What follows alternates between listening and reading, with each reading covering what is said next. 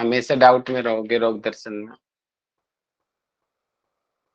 तो हमने कल अपनी साधन पाद हमने शुरू कर दिया है। आज साधन पाद की सेकंड क्लास है हमारी, और टोटल हमारी 12th नंबर की क्लास चल रही है आज योग दर्शन की। तो लास्ट क्लास में हमने क्रिया योग के बारे में पढ़ा, क्रिया योग का फल पढ़ा, पंच क्लेशों का ओनली इंट्रोडक्शन पढ़ा, कौन कौन से होते हैं डिटेल्स आज पढ़ेंगे, और उनकी जो अवस्थाएं हैं, प्रसुप्त, तन्नु, विच्छिन्न, उदार और दग्ध बीज भाव अवस्था, ये हमने कल पढ़ा। इससे आगे हम आज पढ़ेंगे। आशा रखता हूँ कि मेरी स्क्रीन प्रेजेंट सबको हो रही होगी और मेरी साउंड सब सुन पा रहे होंगे अच्छे से।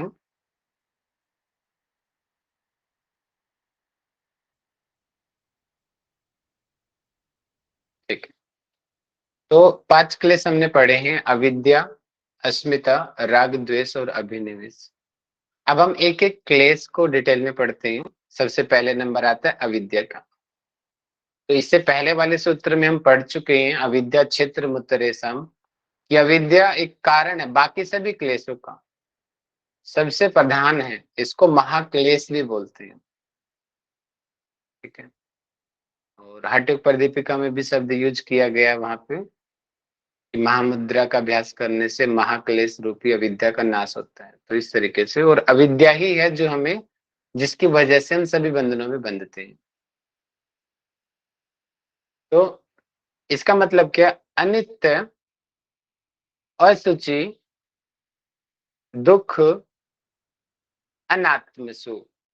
अनित्य, असुचि, दुख, अनात्मसु, नित्य, शुचि, सुखात्म, ख्यातिर विद्या। इसका मतलब क्या है? पहले तो ऊपर 4 वर्डों में डिवाइड कर दो। देखो नीचे डिवाइड किया गया है: अनित्य, असुचि। असुचि का मतलब होता है अपवित्र, ठीक है, जो गंदी चीज होती है। दुख और अनात्मा, ये पहली वाली लाइन का मतलब हो गया।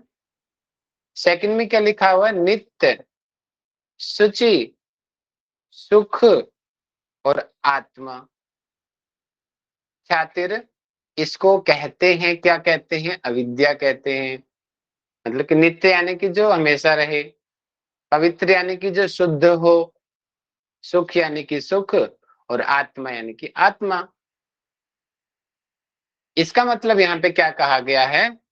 अनित्य को नित्य मानना और नित्य को अनित्य मानना।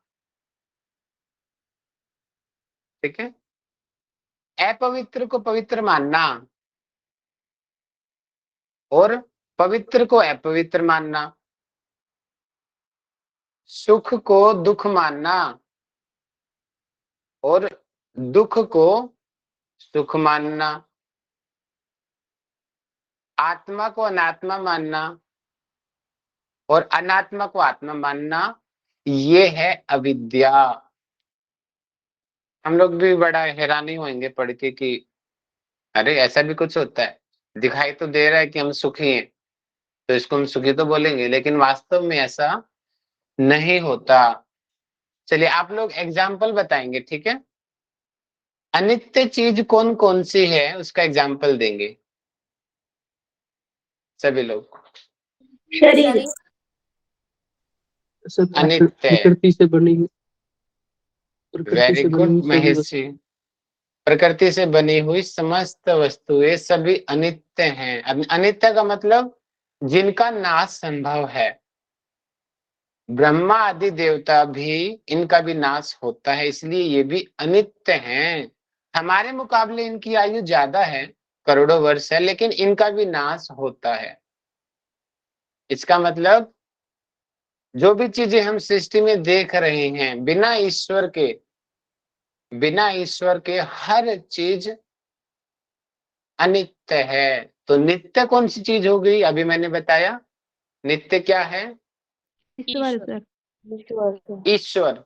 नित्य का मतलब जो पहले भी था, आज भी है और आगे भी रहेगा, उसमें कोई परिवर्तन नहीं होगा, उसको नित्य बोलते हैं। जो सदा से था, है, रहेगा, तो दैट इज ईश्वर। अपवित्र चीजों के नाम बताओ। अपवित्र अशुद्ध चीजों के नाम।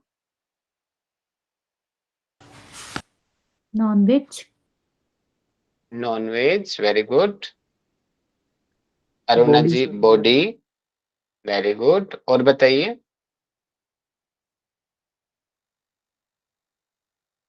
Come on come on come on. वासनाएं। वासनाएं तो हैबिट होगी, हैबिट। अभी हम चीजों की बात कर रहे हैं, वस्तुओं की। अपवित्र गंदी चीजें कौन कौन सी है भैया? टॉयलेट है, मल है, कूड़ा कचरा, दुनिया भर की सारी चीजें गंदी तो हैं, है ना? तो पवित्र चीज कौन सी है? पवित्र आत्मा। चीजें। आत्मा। परमात्मा। परमात्मा पवित्र है, आत्मा पवित्र है, वेरी गुड। ठीक है, शुद्ध है वो। अब नेक्स्ट पे आते हैं, दुख। दुख कौन कौन से हैं?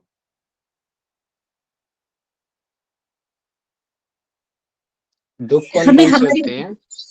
हमारे मन लायक अगर चीज ना हो तो हम दुखी हो जाते हैं, उसे ही दुख है हम। Very good. जिससे हमारी इच्छा पूर्ति ना हो, जिससे हमें अच्छा ना लगे, वो दुख होता है। तो दुख कितने प्रकार के होते हैं? तीन प्रकार तीन के। प्रकार के। आदि दैविक, आदि दैविक, आदि भौतिक। सब देखिए, अब हाँ, ये है सांख्य के अनुसार, ध्यान रखेंगे। परिणाम, ये ताप और संस्कार दुख। और एक और होता है गुण वृत्ति विरुद्धाश्च। और योग दर्शन में बताए हैं 4 प्रकार के दुख,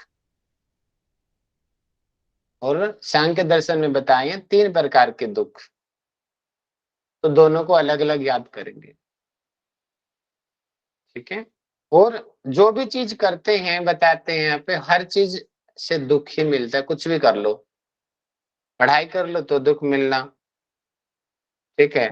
एग्जाम निकाल लो तो दुख मिलना, पीएचडी निकाल लो तो दुख मिलना, जॉब मिल गई तो दुख, शादी हो गई तो दुख, बच्चे हो गए तो दुख, मर गए तो दुख, हमेशा दुख में ही रहना। और महात्मा बुद्ध जी ने तो बोल दिया, सर्वम दुखम।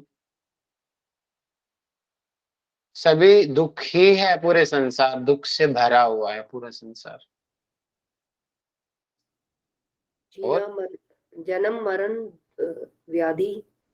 जितनी भी एक्टिविटी होती है, हम सोच रहे हैं कि हम पिज्जा खा लेंगे तो हम सुखी हो जाएंगे, लेकिन वो थोड़े टाइम का सुखी होता है, एक्चुअल में देखेंगे तो वो दुख होता है, वास्तविक सर वही दृष्टि चीज में। की संतुष्टि का भाव नहीं है, सबसे बड़ा दुख है। उसके लिए यहाँ पे सांख्य में एक चीज यूज की जाती है कि वो परमानेंट होना चाहिए, वो सुख, उसको हम सुख मानेंगे, क्षणिक सुख को सुख नहीं मानेंगे।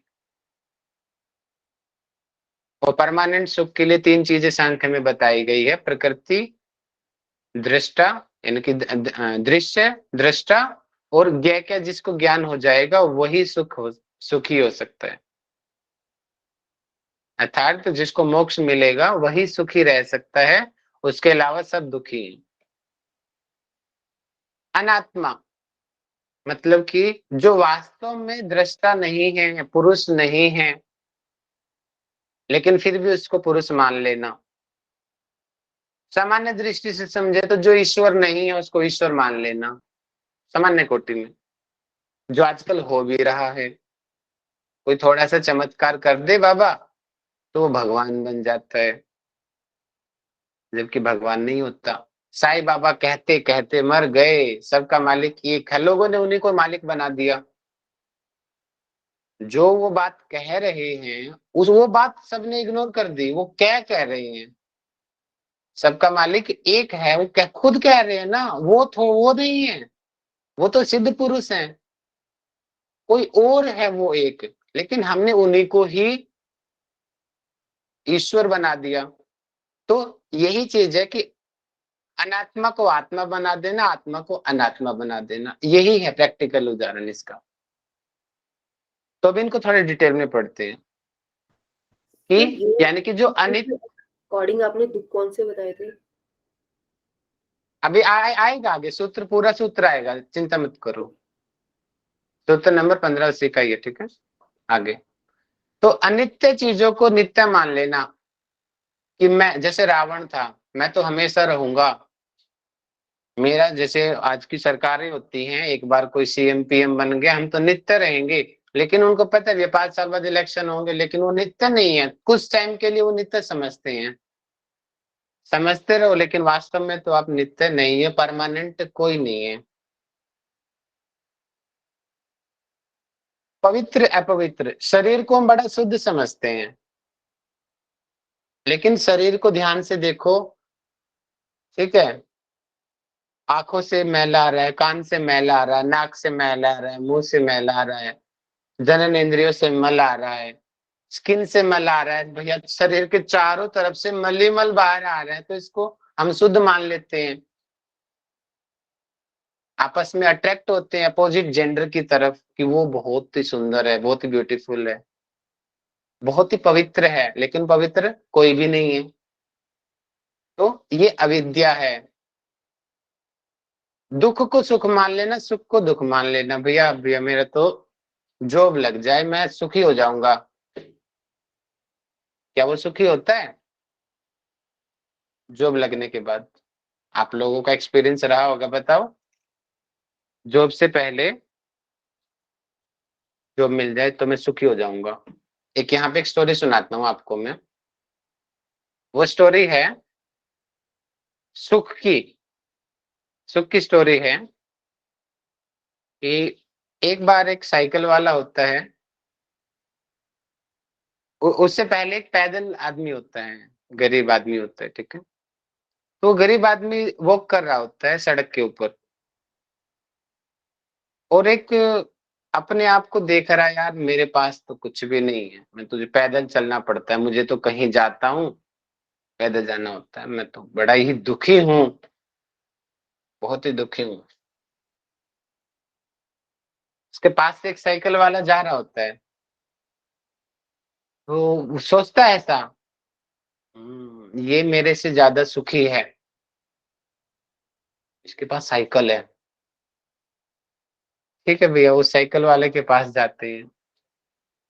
साइकिल वाला सोचता है, यार मेरे पास तो साइकिल है, वो देख उस पे बाइक है, बाइक, वो ज्यादा सुखी है। ठीक है भैया, सोच रहा है कि बाइक वाला ज्यादा सुखी है। बाइक वाले के पास जाते हैं, वो जाके बोलता है, आप सुखी हो, बहुत सुखी हो, आपके पास बाइक है कितनी अच्छी। बोलता है, ना यार देख मेरे पास तो बाइक है, देख उसके पास गाड़ी है। वो मेरे पास गाड़ी वाला सुखी होगा जिसके पास गाड़ी है। तो गाड़ी वाले के पास जाते भी, आप सुखी हो? तो गाड़ी वाला बोलता है, मैं तो देखो रेड लाइट पे रुकना पड़ता है मेरे को, बड़ा परेशान हूँ, रेड लाइट से बार बार रुकना पड़ता है।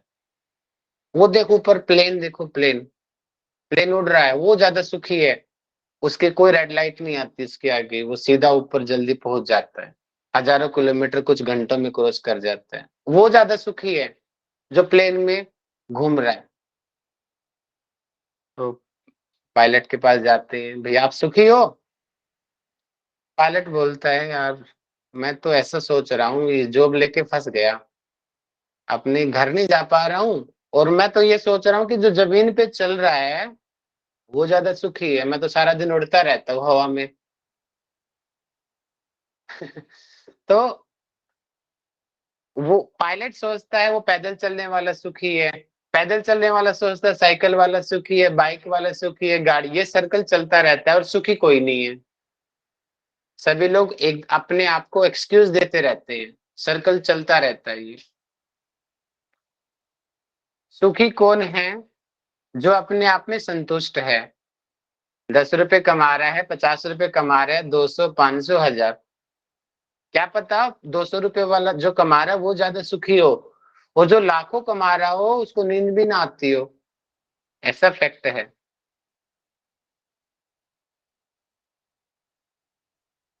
तो सर्वम दुखम, सभी चीज दुख ही है संसार में। तो हम थोड़े क्षणिक सुख को परमानेंट सुख समझ लेते हैं, तो ये अविद्या है। और ये आत्मा अनात्मा मैंने साईं बाबा के एक एग्जाम्पल से मैंने आपको समझाया, इस तरीके के बहुत एग्जाम्पल्स हैं। तो जो आत्मा परमानेंट परमेश्वर वास्तविक परमेश्वर नहीं है, लेकिन हम उसको वास्तविक परमेश्वर मान लेते हैं। थोड़ा सा क्या चमत्कार कर दिया हमने, बाबा को बहुत ऊपर तक ले गए, जबकि वो उसके अधिकारी नहीं है। मानते हैं कि वो बहुत सिद्ध पुरुष है, लेकिन शुद्ध पुरुष और परमेश्वर में बहुत बड़ा डिफरेंस होता है। आप भी सिद्ध पुरुष बन सकते हो, ठीक है, अगर आप अभ्यास करेंगे तो। और योग ही वो मार्ग है जिससे वो सिद्ध पुरुष बना जा सकता है। आप अगर सही से अभ्यास करेंगे तो आप भी बन जाओगे। मेथड योग दर्शन में बताया होगा कैसे अभ्यास करना है, कैसे आपके अंदर सिद्धियां आएंगी। आप भी हनुमान जी बन सकते हो, अणिमा आदि सिद्धियां आपके अंदर भी आ सकती हैं, लेकिन वो अभ्यास करना पड़ेगा, तब आएंगी, ऐसे नहीं आएंगे। हनुमान जी बहुत बड़े तपस्वी थे, बहुत बड़े साधक थे वो, तब उनके पास वो सिद्धियां मिली उनको, ऐसे ही नहीं मिलती सिद्धियां कभी। तो अविद्या हो गया हमारा। नेक्स्ट हम आते हैं सूत्र नंबर 6 के ऊपर। दृग दर्शन सत्य हो रेकात्मते वास्मिता। ये भी एक तरीके से जो हमने आत्मा अनात्मा वाला कंसेप्ट पढ़ा है ना, सेम उसी तरीके से आएगा ये आत्मा अनात्मा वाला, थोड़ा सा डिफरेंस है। बस यहाँ पे क्या बोल दिया, दृक् शक्ति और दर्शन शक्ति। दृक् शक्ति बोलते हैं दृष्टा को, अर्थात पुरुष को। ग्राफ याद होगा आपको, जो ग्राफ मैंने स्टार्टिंग में दिखाया था आपको। जो पुरुष होता है उसको दृष्टा बोलते हैं। दृक् शक्ति देखने वाला, जो सबको देख रहा है, ऑब्जर्व कर रहा है हर चीज को, सर बट वो किसी में पार्टिसिपेट नहीं करता कभी भी, सर सिर्फ दृक देखता है, दृष्टा भाव से। दृक शक्ति दृष्टा होता है और दृष्टा ही पुरुष होता है। हाँ जी, एक ही है ये, ठीक है। Okay sir. सेकंड है दर्शन शक्ति। दर्शन शक्ति का अर्थ होता है बुद्धि। आप लोग अभी अपने फोन की स्क्रीन को, लैपटॉप की स्क्रीन को देख रहे हो, तो आप ये बोल रहे हो कि मैं देख रहा हूं। आपकी बुद्धि ने जवाब दिया, आपकी आंखों की इंद्रियों से मैसेज दिया कि आपकी चक्षु देख रहे हैं। चक्षु के बाद में भैया अगर आपका मन वहां पर नहीं है, तो चक्षु होते हुए भी आप नहीं देख सकते। तो मन श्रेष्ठ हो गया। अब आगे आपकी बुद्धि कमांड नहीं है, तो मन होते हुए, आंख होते हुए भी तब भी आप इन चीजों को देख सकते। और अगर आपकी आत्मा स्थित नहीं है, तो मन, आंख भी है, मन भी है, बुद्धि भी है, तब भी उस चीज को नहीं देख सकते हो। तो श्रेष्ठ क्या हुआ यहाँ पे, आत्मा। तो ये नहीं, यहाँ हम पे दर्शन गलतफहमी शक्तियों में का मतलब रहते हैं। केवल भैया, यहाँ पे दर्शन शक्ति का मतलब केवल देखने वाला है, देखने से रिलेटेड है, मतलब मन और जी जी, देखना। बिल्कुल जी। दर्शन शक्ति बुद्धि से आप डायरेक्ट समझ जाइए। सर इसको ये प्रकृति और पुरुष से कर सकते हैं कि प्रकृति को मतलब एक मोह माया होती है कि वो है, मतलब एग्जैक्टली वो पुरुष होती है, मतलब जीवात्मा पुरुष है। प्रकृति का जो पहला जो विकृति है, बुद्धि है, हम एग्जैक्ट उसको लेंगे, लेकिन सामान्य दृष्टि से आप जो बोल रहे हो दर्शन, वो हम प्रकृति को बोल देते हैं। लेकिन यहाँ पे जो शब्द यूज किया गया है, यहाँ पे इसका अर्थ है बुद्धि। देखो मैंने आपके लिए टेबल बनाई है जिससे आप कंफ्यूज ना हो। दृक् शक्ति अर्थात जीवात्मा अर्थात दृष्टा, दर्शन शक्ति अर्थात बुद्धि, ठीक है। जीवात्मा चेतन पदार्थ है और जो बुद्धि है वो जड़ पदार्थ है, ठीक है। जीवात्मा तीनों गुणों से परे है, लिख लेंगे आप, ये मैं अपनी साइड से बोल रहा हूं। और जो बुद्धि है वो तीनों गुणों के अधीन है। ये भोक्ता है और ये भोग्य है, यानी कि ये भोक्ता का मतलब ये मालिक है और ये नौकर है, इस तरीके से आप समझ लीजिए। इसको भोगा जाता है और ये दूर भोगने कौन वाला से है? है। हाँ जी। तीनों गुणों से दूर कौन से है भैया? दर्शन, सॉरी, दृक् शक्ति। पुरुष जो है वो तीनों गुणों से मुक्त है, तभी तो वो ईश्वर है, पुरुष है जो मुक्त है। तो और जो अधीन है प्रकृति के बाद में जितने भी समस्त चीजें हैं, सभी के सभी क्योंकि प्रकृति से जन्मे हुए हैं। जैसे पेरेंट्स होंगे वैसे ही तो संतान होगी, तो जैसी प्रकृति होगी वैसे ही तो आगे के सारे तत्व होंगे। तो उनमें कुछ ना कुछ तो गुण मिलेंगे भैया अपने माता पिता के। आपके अंदर आप चाहे कितने ही कुछ ना हो जाओ, आपके डीएनए में कुछ ना कुछ उनकी हैबिट्स मिलेंगी। आपके माता पिता की, आपके दादा दादी की कुछ ना कुछ होगा, 100% होगा। तो मूल प्रकृति त्रिगुणात्मक है, तो आगे के जितने भी तत्व हुए सभी के सभी त्रिगुणात्मक होंगे, अपरिणामी है। इसका कोई परिणाम नहीं है क्योंकि ये अजन्मा है और ये परिणामी है। परिणाम मतलब कि इससे कोई चीज बन रही है। बुद्धि से क्या बनती है? महत से अहंकार। अहंकार नामक जो दृष्टा है, जो आत्मा है, वो शुद्ध है। और जो प्रकृति से जितनी भी समस्त चीजें हैं सभी ये शुद्ध हैं। तो हम इसी भ्रम में जीते रहते हैं, भैया हम तो बड़े शुद्ध, हमने स्नान कर लिया, हमने भोग लगा लिया, हमने अच्छे कपड़े पहन लिए, अब हम शुद्ध हो गए।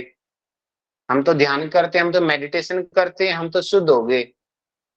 वो कुछ देर का सुख होता है लेकिन वास्तविक सुख वो नहीं है। तो इसको अस्मिता बोलते हैं। क्या बोलते हैं इसको? तो सबसे जो स्ट्रोंग है वो होता है अविद्या, जो सबसे लेट जाता है, जिसका हमें पता ही नहीं चलता कि हम कहाँ हैं। पता ही नहीं चलता कि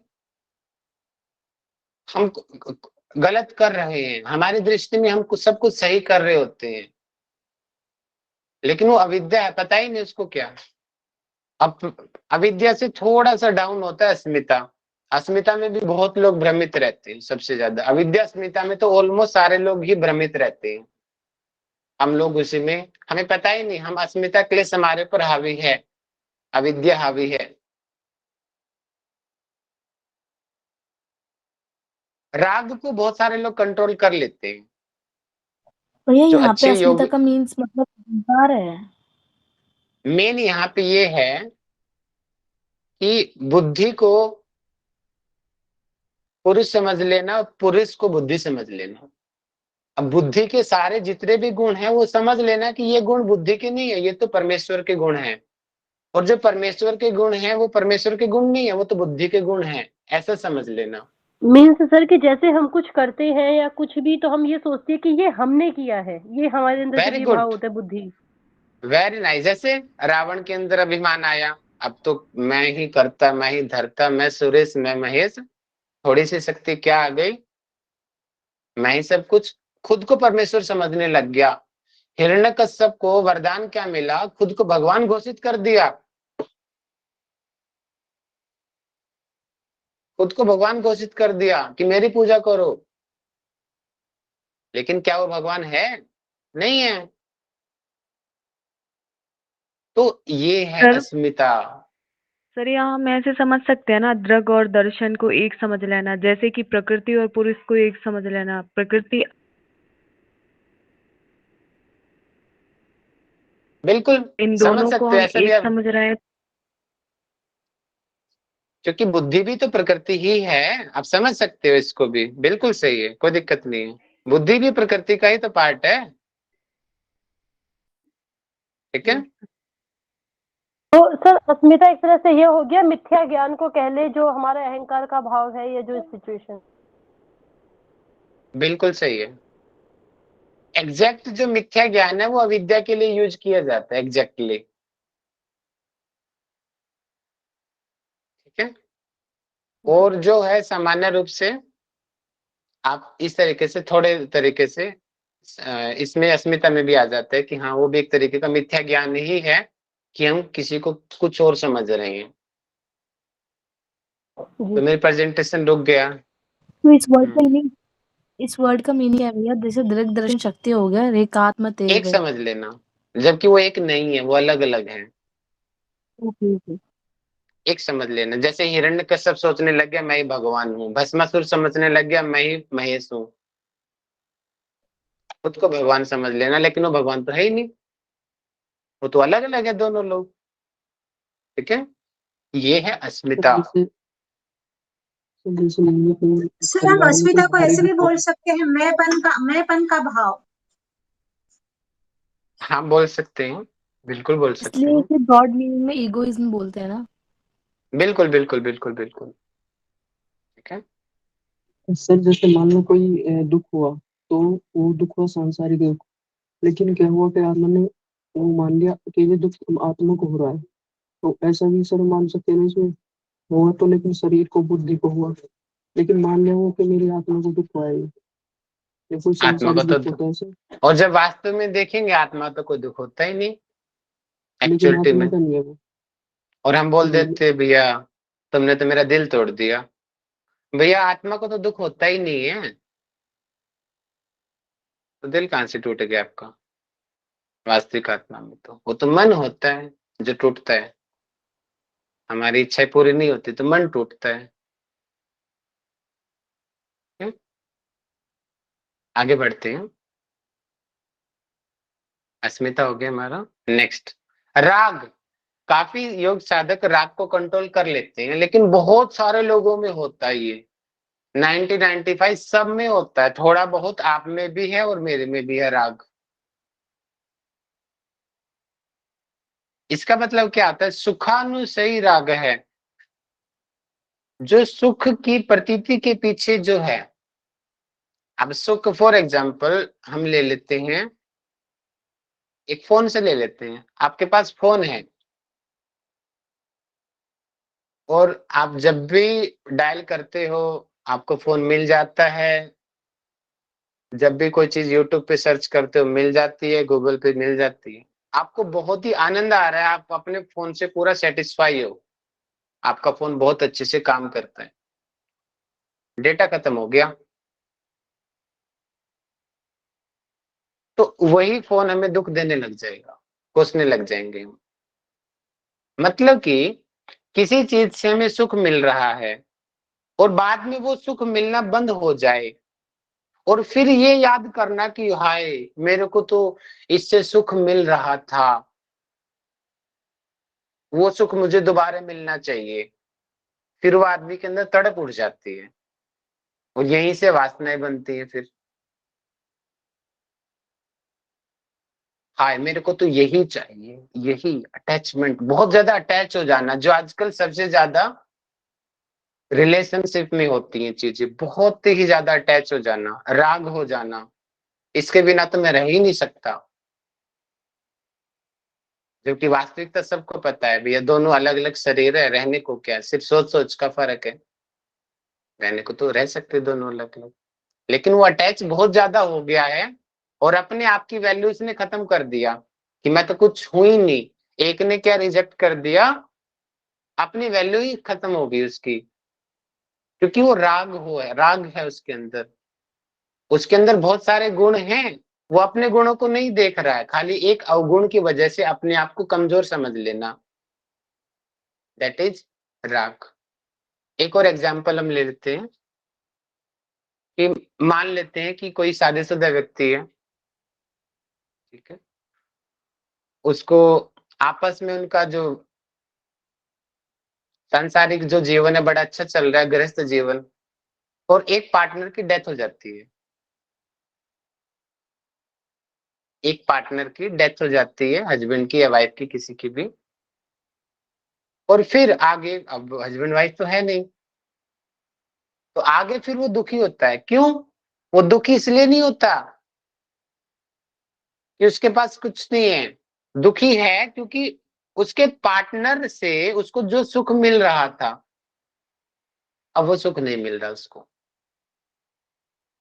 वो भौतिक सुख भी हो सकता है, आध्यात्मिक सुख भी हो सकता है, पैसे भी हो सकते हैं कि पैसे मिलते थे भैया पैसे नहीं मिल रहे हैं, और नीड उसकी पूरी नहीं हो रही है, मुझे टाइम से खाना मिल जाता था मुझे वो नहीं मिल रहा इसलिए मैं दुखी हूं, तो दैट इज राग। सुख मिल रहा है, पहले मिलता था अब मिलना बंद हो गया, और मिलना बंद हो गया और देखना कि पहले तो मुझे सुख मिलता था आज मुझे सुख नहीं मिल रहा इसीलिए मैं दुखी हूं, ये है राग। नेक्स्ट है द्वेष। दुखानुसी द्वेष है ठीक राग का उल्टा। राग का क्या कंसेप्ट बताया मैंने, बताइए कोई एक पर्सन। राग क्यों होता है? किसी से अत्यधिक प्रेम और या कुछ भी लगाव, और उसके बाद जो बाधा उत्पन्न हो जाए। जो हाँ, हमें बाधा इच्छा का उत्पन्न हो जाए। वासना में रूपांतर होता है।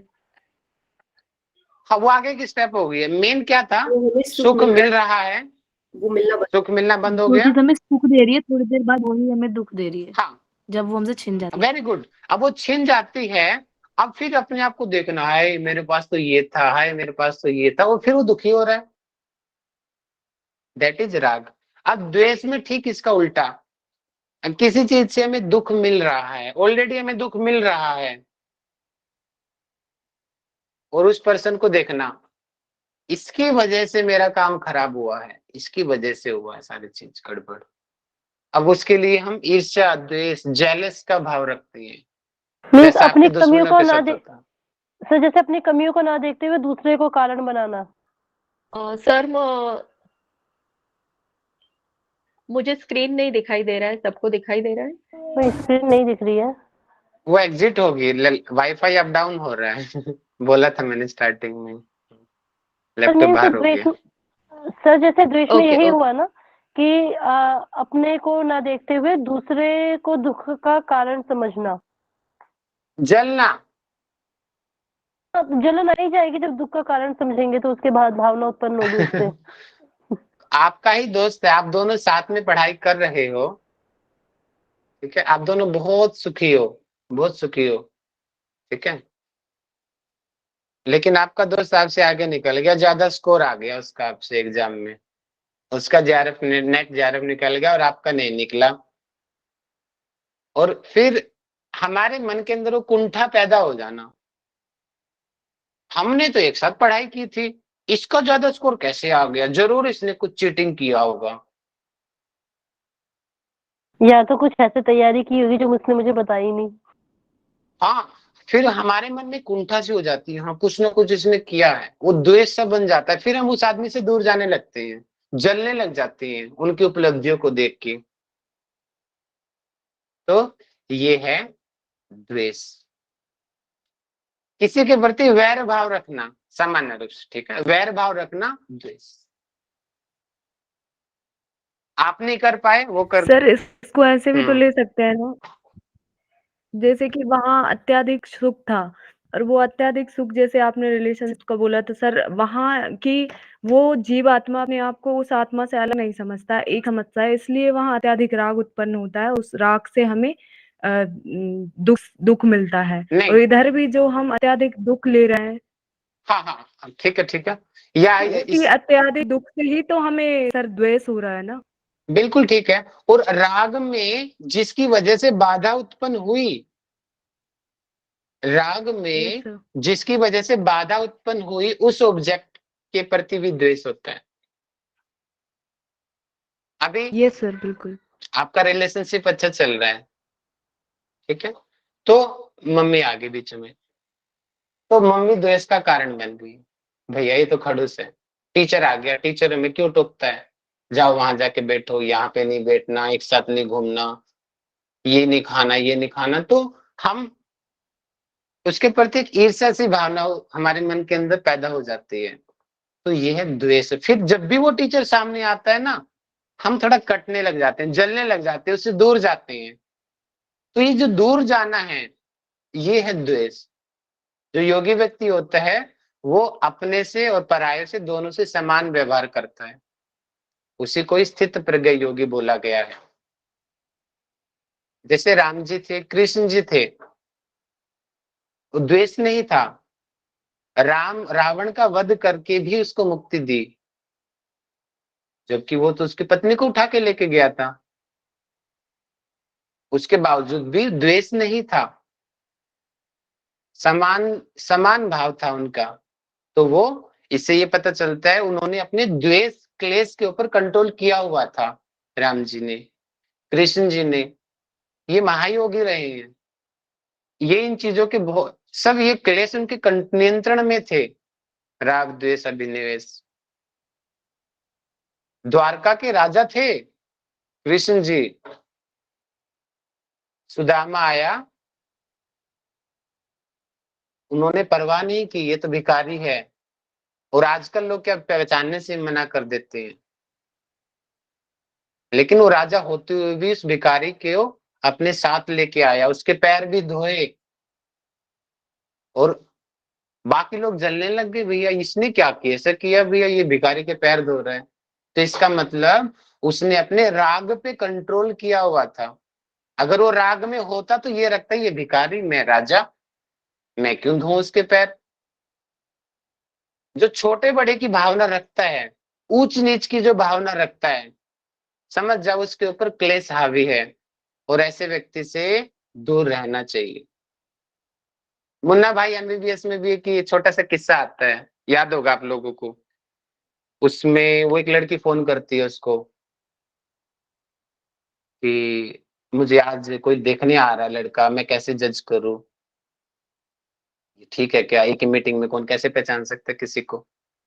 तो वहां पे वो उसको एक सजेशन देता है कि आप वो रेस्टोरेंट में वो बैठे हो, बोले हाँ, ये देखो कि वो वेटर के साथ कैसे बात करता है। कि जो आदमी अपने से नीचे के लेवल की पर्सन के साथ में अगर बहुत रिस्पेक्टेड बात कर रहा है, तो ये सबसे बड़ी पहचान है कि वो बहुत अच्छे नेचर का व्यक्ति है। बड़े को तो सभी लोग सम्मान देते ही हैं, प्रिंसिपल को, हेड मास्टर को, वीसी को, डायरेक्टर को, सभी लोग सम्मान देते हैं। मजबूरी है, क्योंकि वो उनके बॉस हैं, नहीं देंगे तो बाहर कर देंगे। देखना तो ये है ना, वो सफाई करने वाले के साथ, चपरासी के साथ, कूड़ा बेचने वाले के साथ, इनके साथ कैसा व्यवहार करता है। अगर उनके साथ भी उनका सामान्य व्यवहार है, कोई छोटे बड़े की ऊंच नीच की भेदभाव नहीं है, इसका मतलब उसने क्लेशों पर नियंत्रण कर लिया। ठीक है, सॉरी लैपटॉप एग्जिट हो गया है, वाईफाई अप डाउन हो रहा है आज बार बार। तो नेक्स्ट मैं बता देता हूं, नेक्स्ट है 5वां सूत्र हमारा, सरसवाही विदुषोपि तथा रूढ़ो भी निवेश है। सरसवाही जो चला आ रहा है परंपरा से, विदुषोपि, विदुषो अर्थात जो बड़े बड़े महान ज्ञानियों के अंदर भी है, तथा रूढ़ो भी निवेश है, मूर्खों में तो है ही है, विज्ञानी लोगों के अंदर भी है। दैट इज अभिनिवेश, और वो क्या है, मृत्यु का भय, मृत्यु का डर। डर। हर कोई डरता है मैं मर ना जाऊं, हर कोई, कोई क्यों ना हो, बहुत ही कोई रेयरली ही कोई व्यक्ति होता है जो इस क्लेश से मुक्त होता है, नहीं तो हर किसी को कुछ भय रहता है अंदर से, नहीं मैं मर ना जाऊं।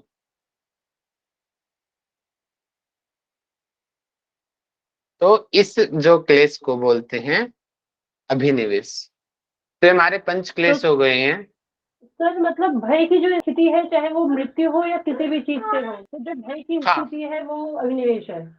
विशेष रूप से भय इसमें लिया, मृत्यु लिया जाता है, बाकी और भी लिए जा सकते हैं, क्योंकि इन्होंने यहाँ पे एक एग्जाम्पल छोड़ दिया गया, सरसवाही जो परंपराओं से चला आ रहा है, पिछले जन्म में भी था, आज भी है, छोटी छोटी चींटी के अंदर भी है, कीड़े के अंदर भी है। उसको भी मारने की कोशिश करोगे ना कीड़े को, वो भी भागेगा, उसको भी पता है मार रहे हैं तेरे को, भाग जाए यहाँ से।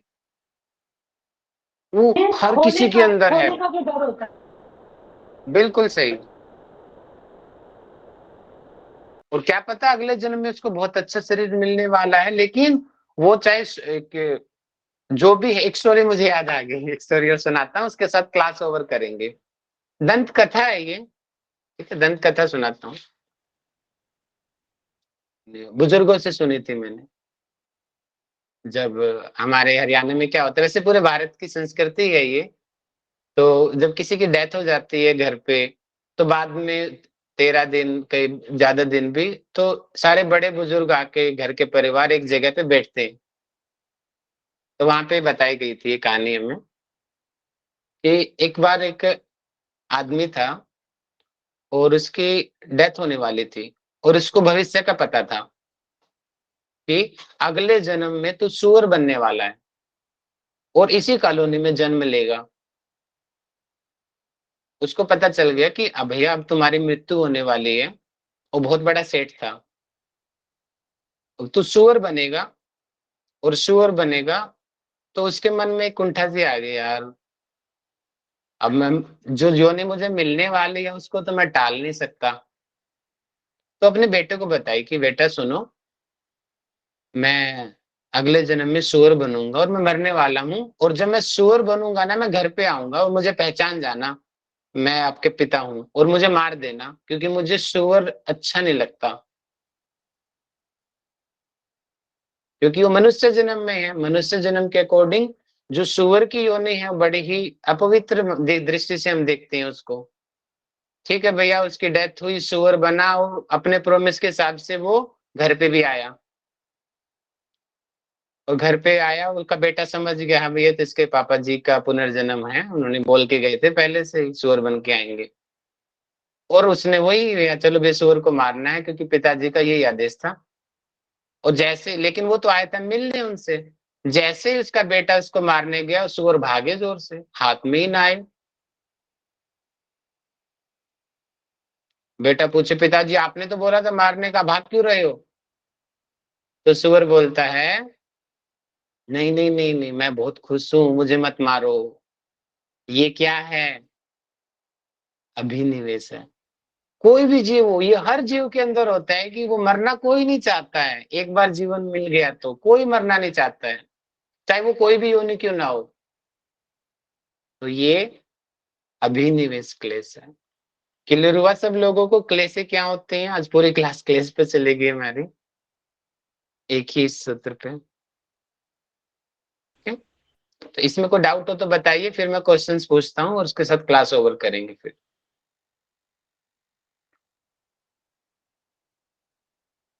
देखिए कंसेप्ट आप अपने एग्जांपल्स देना, अभी मैं पूछूंगा, मैं देखता हूं कि आप लोग कितना सोच पाते हो। आपके एग्जांपल्स मैसेजेस में देखूंगा मैं, ठीक है? नए नए एग्जांपल देखूंगा, जो मैंने नहीं बताए ऐसे ऐसे एग्जांपल कौन कौन बता सकता है, ठीक है? ओके। पहले तो पंच क्लेशों के नाम जल्दी से टाइप करो। सर जी शोर मिस नहीं समझा मैं। कौन सा जी? शोर शोर शोर की शोर। आपके पास योग दर्शन है, सूत्र पढ़ा आपने? सरसवाही किताब लेके बैठा करो। नहीं सर, सुअर नहीं समझा उनको, सुअर पिग। अच्छा अरे वो तो सुअर, सुअर बोला, सुअर पिग। सुअर ही तो बोल रहा हूँ, वो हमारे देसी में सुर बोल देते हैं ऐसे करके, हरियाणा का। वैसे चोर सुअर समझिए, बोलते चोर। हैं। सुअर को इंग्लिश में क्या बोलते हैं? पिग पता नहीं यार, याद नहीं पिग आ रहा। Pig sir, pig pig. Pig, हाँ जी पिग। Very good. तो पांचों का आपने बोल दिया, विद्या, अस्मिता, राग, द्वेष, अभिनिवेश। Very good. ओके, अविद्या का पहले हम उल्टा चलते हैं। अविद्या में क्योंकि बहुत बड़ा हो जाएगा उसका आंसर, उल्टा आते हैं। अभिनिवेश। अपना अपना जल्दी सी जो आपको याद आ रहा है कोई एग्जाम्पल दो। इसका थोड़ा एग्जाम्पल कम बनेंगे, देखता हूँ कौन बना पाएगा अच्छा से एग्जाम्पल इसका। या हैंड रेज करके कोई सामने सीधा स्पष्ट बताना चाहे, ज्यादा टाइप ना करना पड़े, आ जाओ सामने। अभिनिवेश का कोई और एग्जाम्पल आपके माइंड में चल रहा हो तो। इसके कम बनेंगे थोड़ा, मतलब फिर भी देखता हूँ कौन बनाएगा। एनीवन? अभिनिवेश क्लेश सर का जैसे उदाहरण। वॉर, सर जैसे वॉर है, मतलब कि युद्ध चल रहा है, तो सैनिकों को सबको पता रहता है कि हम मर भी सकते हैं, लेकिन फिर भी वो पूरी तरह से कोशिश करते हैं कि अपने आप को बचाए और दूसरों को मारे।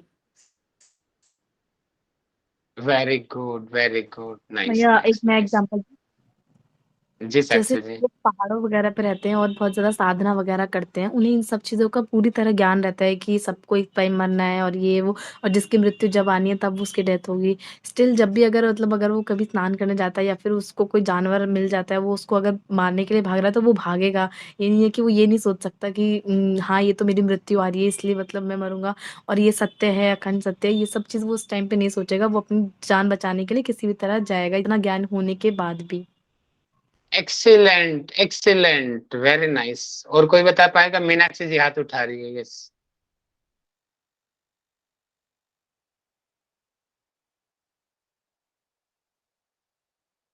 सर गुड इतने आफ्टरनून। उदाहरण हैं, इतने उदाहरण हैं। हाँ बोलो। कंस में था ना, उसको पता था कि जैसे उसकी कि रावण इतना है, ज्ञानी था, फिर भी उसको उसने पता था देवकी कि के भाई उसकी आत्मा मृत्यु आने वाली है, लेकिन वो फिर भी मतलब लास्ट टाइम तक फाइट करता रहा कि भाई मेरी मौत ना हो, मतलब मैं मारा ना जाऊं। और और वो मोक्ष, जैसे उसको पता भी है कि आफ्टर डेथ उसको मोक्ष मिलने वाला है, फिर भी वो हम्म, अभिनिवेश है उसके अंदर। Very good. कैदी हैं भैया फांसी के लिए, उनको पता भैया उनकी फांसी को कोई नहीं टाल सकता, फिर भी भागते हैं, रोते हैं, खाना पीना छोड़ देते हैं। दैट इज अभिनिवेश, ठीक है। Sir okay. जैसे जैसे अब सर देव और असुर का संग्राम जब हुआ था, तो देवों ने जब ये अमृत पी लिया था, तो राक्षसों को भी इच्छा हुई कि हम भी जीवित रहे। तो उन्होंने छल से, जैसे जीवित रहने के लिए वो छल से उन्होंने अमृत का प्राशन किया था। वो भी एक है ना सर स्टोरी, हाँ, कि बोल उनको भी सकते अमर हैं होने की बिल्कुल। इच्छा थी। ठीक है, ठीक है, ठीक है। Very good. चलो अब हम आगे बढ़ते हैं। अविद्या, अस्मिता, राग, द्वेष। द्वेष पे आते हैं अब हम, ठीक है। एग्जाम्पल अच्छा अच्छा टाइप करो, द्वेष के तो बड़ा ही रोमांचक आने वाले हैं उदाहरण। चलो जी टाइप करो सारे, शॉर्टकट में, फिर एक एक करके बोलने का मौका देंगे कुछ लोगों को। जिसका रोमांचक होगा उसको मौका देंगे।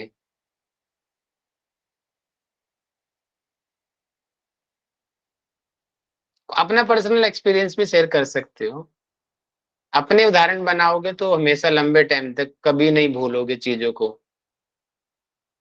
खुद के एग्जाम्पल बनाना सीखो। किसी का भी मैसेज नहीं आया अभी तक। शालिनी जी का आया है, अपनी गलतियों का दोस्त। Very good. भवेश, घर में बच्चों में एक को साइकिल दिला दी। Very good Bhavesh ji, very good.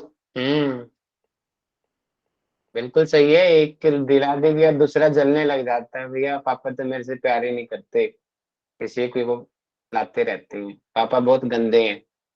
क्यों? क्योंकि उसकी इच्छा पूरी नहीं हुई, उसके भाई की पूरी कर दी, इसलिए पापा गंदे हैं।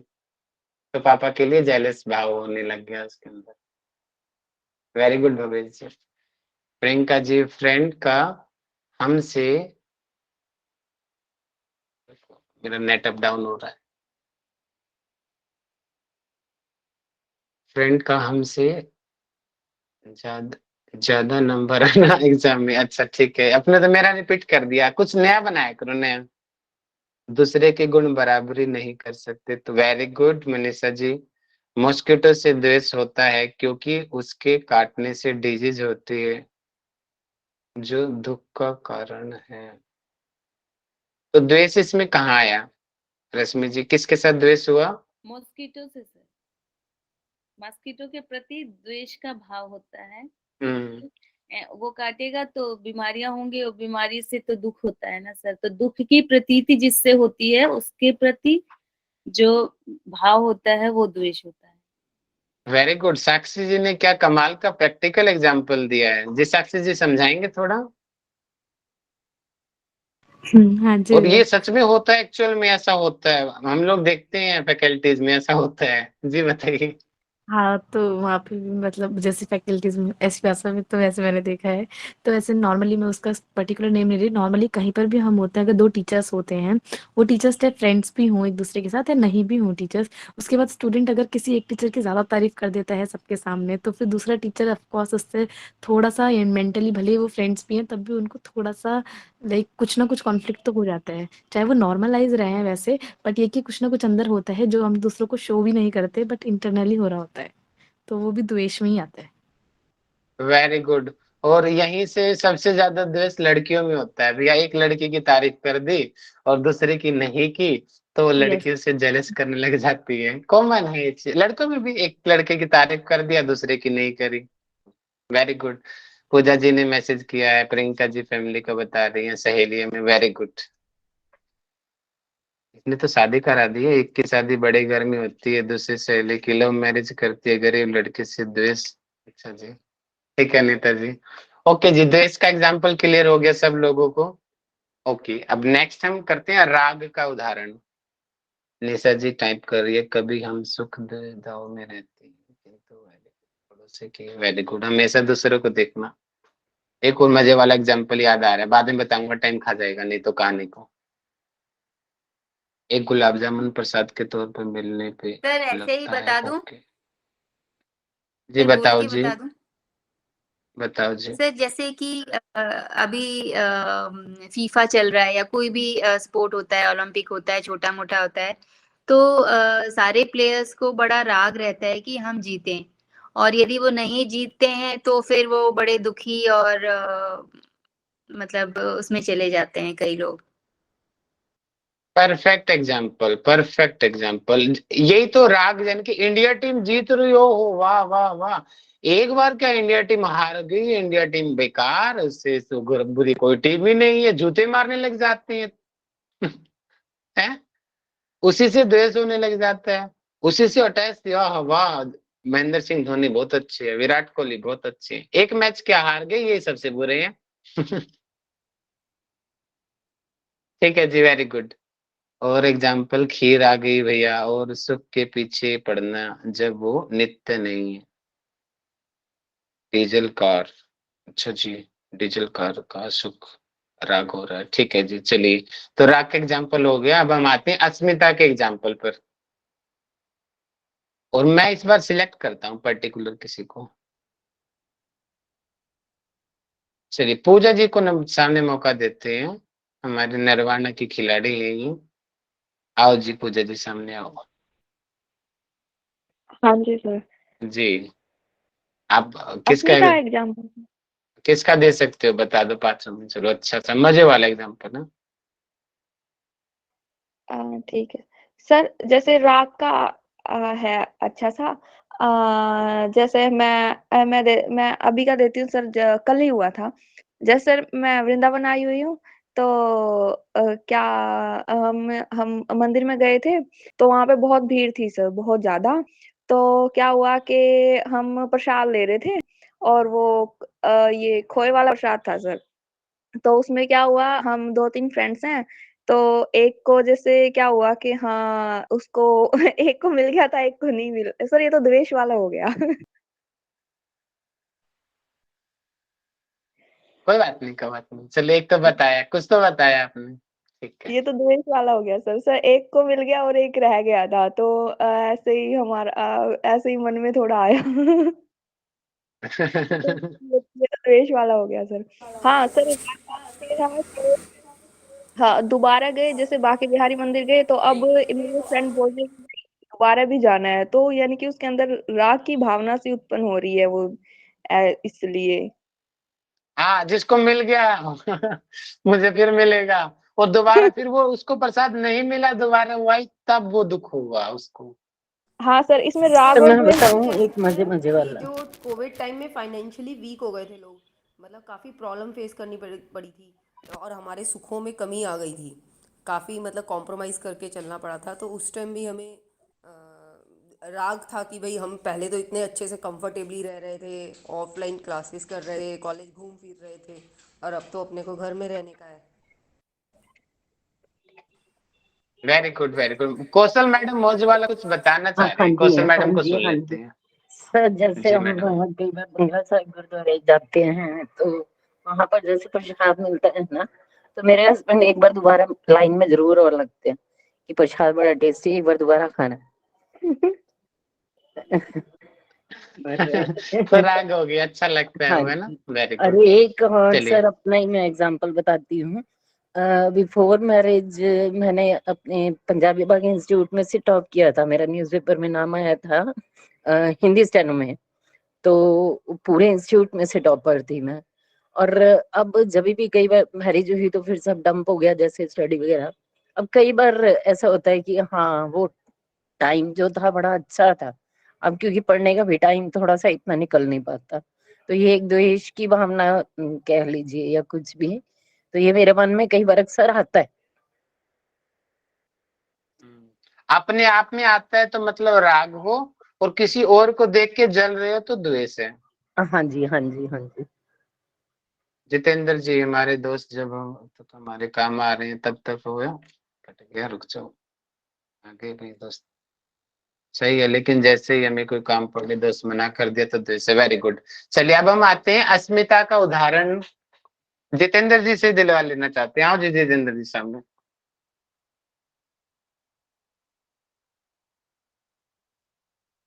निशा मैडम इतना बड़ा बड़ा टाइप किया है जी। आ जाओ जी निशा जी सामने आ जाओ।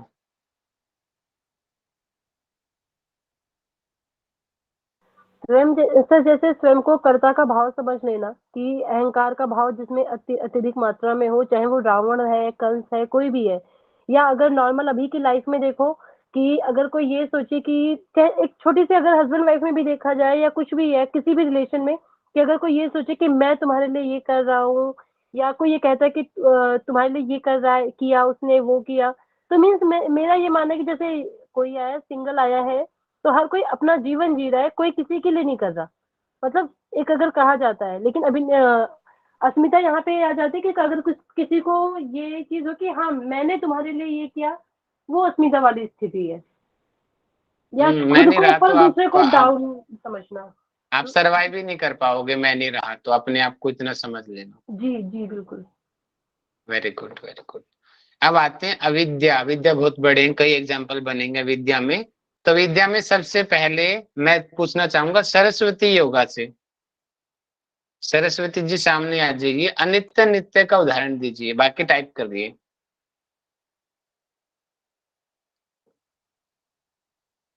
सरस्वती योगा जी नहीं जा रही आवाज उन तक। चलिए प्रियंका सिंह जी आप दीजिए उदाहरण। अब तो आप पुराने हो गए, 2-3 दिन हो गए। प्रियंका सिंह जी।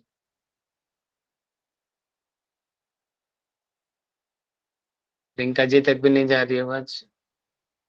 चलिए लास्ट में कविता सुनेंगे जितेंद्र जी से। मीनाक्षी जी यादव सामने। ओके मैडम, ओके जी ओके। जी सर।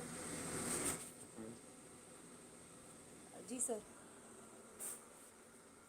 सर इसमें नित्य जैसे कि हम ये सोचते हैं कि हमारा जो शरीर है और ये हमारा रूप है वो नित्य है, तो हम इसको बहुत अटैच रहते हैं कि जितना मतलब हम अपने ब्यूटी प्रसाधन भी लगाएंगे और अपने को रोज आईने में भी ये देखेंगे और खूब साजो श्रृंगार करेंगे, कहीं भी जाने का, बट मतलब ये अनित्य है क्योंकि ये इसमें ब्यूटी मतलब आप 10 साल बाद अपने आप को देखो तो आप डिफरेंट स्टेज पे होते हो, लुक्स वगैरह डिफरेंट हो जाते हैं, या कोई बीमारी आ गई तब भी आपका रूप मतलब ढलता हुआ होता है। तो ये नित्य अनित्य का उदाहरण। पवित्र अपवित्र तो ये जैसे हमारे जो विचार भी होते हैं वो मुझे लगता है कभी कभी पवित्र और अपवित्र होते हैं, तो मतलब ये भी हमारी अविद्या को शो कर रहे हैं कि अगर हमारे जो कई बार हम सोचते हैं कि हम बहुत अच्छा कर रहे हैं किसी का, बट एक्चुअली हम अटैच हैं किसी चीज़ से, किसी बंदे से, इसीलिए हम उसका अच्छा चाह रहे हैं, तो हम उसको सोचते हैं कि नहीं we are very good person, हमें अहंकार की भावना बढ़ जाती है। तो बल्कि ये हमारा पवित्र विचार नहीं है क्योंकि हम कर रहे हैं, ये भावना पवित्र है, हम हेल्प कर रहे हैं, बट उसके पीछे जो हमने अहंकार पाल लिया है वो अपवित्र बना देता है उस एक्ट को, क्योंकि हमें वो इतना फ्लरिश नहीं होने देता, क्योंकि हमने अहंकार पाल लिया तो फिर हम एक्सपेक्ट करेंगे कि वो बंदा भी हमें फ्यूचर में हेल्प करे। वेरी गुड वेरी गुड, बहुत बढ़िया। Thank you sir. वो यहाँ पे एक वो इसी का ही प्रेम का उदाहरण आता है। प्रेम एक्चुअल में नित्य होता है अगर वो सच्चा प्रेम है तो।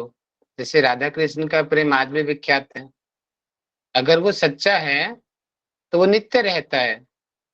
लेकिन खाली शरीर के प्रति है, उसकी शादी हो गई, अब आप उससे प्रेम नहीं करते तो ये प्रेम नहीं है, वो इन सब चीजों से परे होता है। ये चीजें ये भी नित्य में ही आएंगी कुछ चीजें, ठीक है।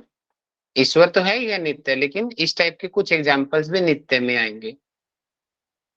विचारधारा, संस्कार, कृष्ण जी की वाणी, विचार, स्वामी विवेकानंद के विचार आज भी अमर हैं, भगत सिंह के किस्से आज भी अमर हैं, तो ये नित्य होगी। अब भी जाने वाली नहीं है ये चीजें, अब नहीं जाएंगी, तो नित्य हैं। इसलिए बोलते हैं अमर बनना है तो अपने विचारों से अमर बना जा सकता है, और वास्तव में बन सकते हैं। आज भी कृष्ण जी जीवित है, हनुमान जी जीवित है, राम जी जीवित है, महापुरुष अरविंदो जीवित है, स्वामी राम जीवित है, जो महापुरुष आज भी जीवित है, कैसे जीवित हैं? वो अपने विचारों से जीवित हैं। महर्षि दयानंद जी आज भी जीवित हैं, विचारों से जीवित हैं।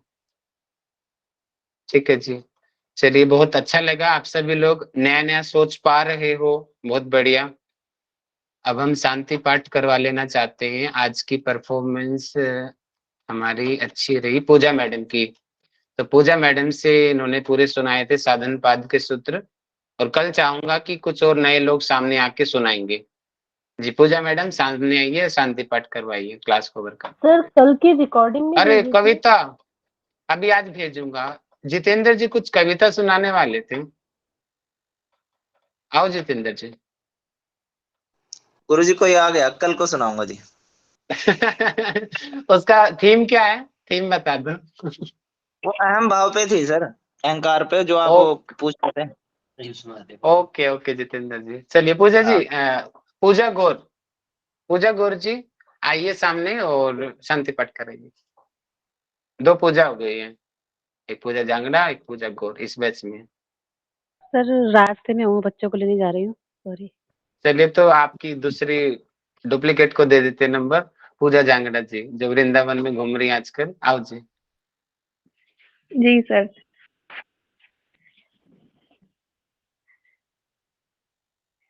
कमर गर्दन सीधी, आंखें सहसा से बंद। कुछ समय के लिए जो आपने आज पढ़ा वो रिकॉल कीजिए अपने दिमाग में।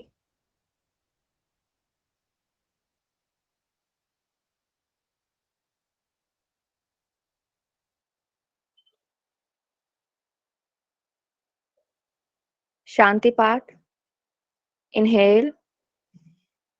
ओम सर्वे भवन्तु सुखिनः, सर्वे सन्तु निरामया, सर्वे भद्राणि पश्यन्तु, मा कश्चित् दुःखभाग् भवेत्। ओम शांति शांति शांति। अपनी हथेलियों को धीरे से रब कीजिए और धीरे से अपने चेहरे पर रखिए और आंखों को खोलिए। हरिओम तत्सत। नमस्ते सभी। नमस्ते, सदा रहो हंसते, मौज करो, मस्ती करो, खुश रहो, अपना काम करते जाओ मजे मजे में। नाम नहीं छोड़ना। नमस्ते, Yes. हरिओम हरिओम। हरिओम जी, हरिओम जी, हरिओम जी। प्रणाम। प्रणाम जी, प्रणाम मैम।